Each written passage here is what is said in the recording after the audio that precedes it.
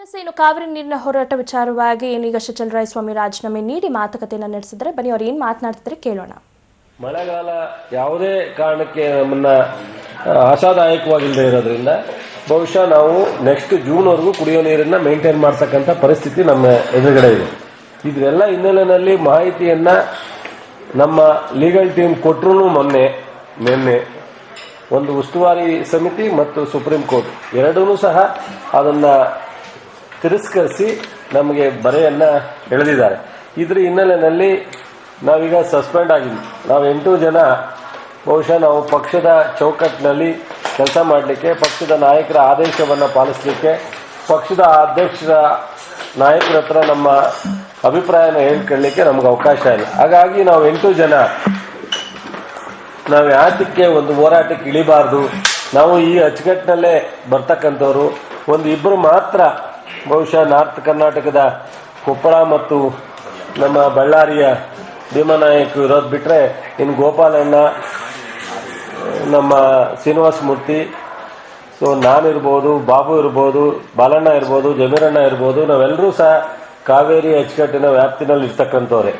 ನಾವೆಲ್ಲರೂ ಸಹ ರಾಜೀನಾಮೆಯನ್ನು ಸಲ್ಲಿಸಿ ನಾವು ಹೋರಾಟಕ್ಕೆ ಇಳಿಬೇಕು ಅನ್ನೋ ಒಂದು ಆಲೋಚನೆಯನ್ನು ನಾವೆಲ್ಲರೂ ಮಾಡಿದ್ವಿ. ನಿನ್ನೆ ಬಹುಶಃ ಬಂದ ತಕ್ಷಣವೇ ನಮ್ಮ ಖಾಸಗಿಯಾಗಿ ನಾವು ಫೋನ್ನಲ್ಲಿ ಮಾತನಾಡ್ಕೊಂಡು, ಇಲ್ಲ ಇವತ್ತು ಏನಾದ್ರು ಒಂದು ನಾವು ಇದಕ್ಕೆ ನಾಂದಿ ಆಡಬೇಕು, ಹೋರಾಟಕ್ಕೆ ಇಳಿಬೇಕು ಅನ್ನೋ ಒಂದು ಆಲೋಚನೆಯನ್ನು ನಾವೆಲ್ಲರೂ ಮಾಡಿ ಇವತ್ತೇನು ನಾವು ಮೀಟಿಂಗನ್ನು ಕರಿಬೇಕು ಅಂತ ಆಲೋಚನೆ ಮಾಡಿದೋ, ನಾವು ನಿನ್ನೆ ಸಾಯಂಕಾಲನೇ ಒಂದು ಮಾಧ್ಯಮದ ಮೂಲಕ ನಾನು ರಿಕ್ವೆಸ್ಟ್ ಮಾಡಿದ್ದೆ. ನನ್ನಂತೆ ಅನೇಕ ನಾಯಕರುಗಳು ರಿಕ್ವೆಸ್ಟ್ ಮಾಡಿದ್ದಾರೆ, ವಿಶೇಷ ಸದನವನ್ನು ಕರಿಬೇಕು, ಚರ್ಚೆ ಆಗಬೇಕು, ಸಾಮೂಹಿಕ ಹೋರಾಟ ಮಾಡಬೇಕು, ಲೀಡರ್ಶಿಪ್ನ ಮೊನ್ನೆ ಮುಖ್ಯಮಂತ್ರಿಯವರು ತಗೋಬೇಕು.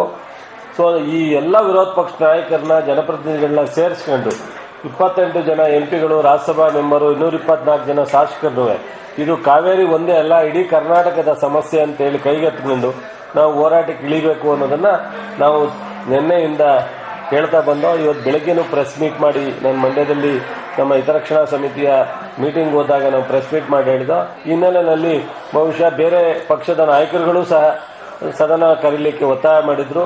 ಸೊ ಅವರು ನನ್ನ ಮುಖ್ಯಮಂತ್ರಿಗಳು ಕ್ಯಾಬಿನೆಟ್ ಇವತ್ತು ಸಭೆ ಆದ ನಂತರ ಸದನನೂ ಸಹ ಶನಿವಾರ ದಿವಸ ಒನ್ ಡೇ ಒಂದು ವಿಶೇಷ ಸದನವನ್ನು ಕರೆದಿದ್ದಾರೆ. ಮತ್ತು ಇವತ್ತು ನೀರನ್ನು ಈಗ ಕ್ಯಾಬಿನೆಟಲ್ಲಿ ತೀರ್ಮಾನ ಮಾಡಿ ಕಾವೇರಿ ನಿರ್ವಹಣಾ ಮಂಡಳಿ ಸ್ಥಾಪನೆಯಾಗಬೇಕು. ಕಾವೇರಿ ಕೊಳ್ಳದ ಎಲ್ಲ ಡ್ಯಾಂಗಳು ಈ ಮಂಡಳಿಯ ಅಧೀನಕ್ಕೆ ಒಳಪಡುತ್ತವೆ. ನಮ್ಮ ನಾಲೆಗೆ ನೀರು ಬಿಡುವ ನಿರ್ಧಾರವನ್ನ ಈ ಮಂಡಳಿಗಳು ಮಾಡುತ್ತವೆ. ಹೆಸರಿಗೆ ಮಾತ್ರ ಡ್ಯಾಂಗಳು ನಮ್ಮವು, ಆಡಳಿತ ಅವರ ಕೈಯಲ್ಲಿ. ಸುಪ್ರೀಂ ಕೋರ್ಟ್ನಲ್ಲಿ ಕಾವೇರಿ ನೀರಿನ ಮಧ್ಯಂತರ ಅರ್ಜಿ ವಿಚಾರಣೆ ಈಗಾಗಲೇ ಆರಂಭವಾಗಿದೆ. ಅಲ್ಲಿ ನಾರಿಮನ್ ಅವರು ಮತ್ತೆ ತಮಿಳುನಾಡಿನ ಪರ ವಕೀಲರು ಕೂಡ ಪ್ರತಿವಾದವನ್ನ ಮಂಡಿಸ್ತಾ ಇದ್ದಾರೆ. ಇದರ ಮಧ್ಯದಲ್ಲಿ ಸಾಕಷ್ಟು ಚರ್ಚೆಗಳು ಕೂಡ ನಡೀತು. ಬೆಳಗ್ಗೆಯಿಂದಲೂ ಕೂಡ ಎಂ ಬಿ ಪಾಟೀಲ್ ಅವರು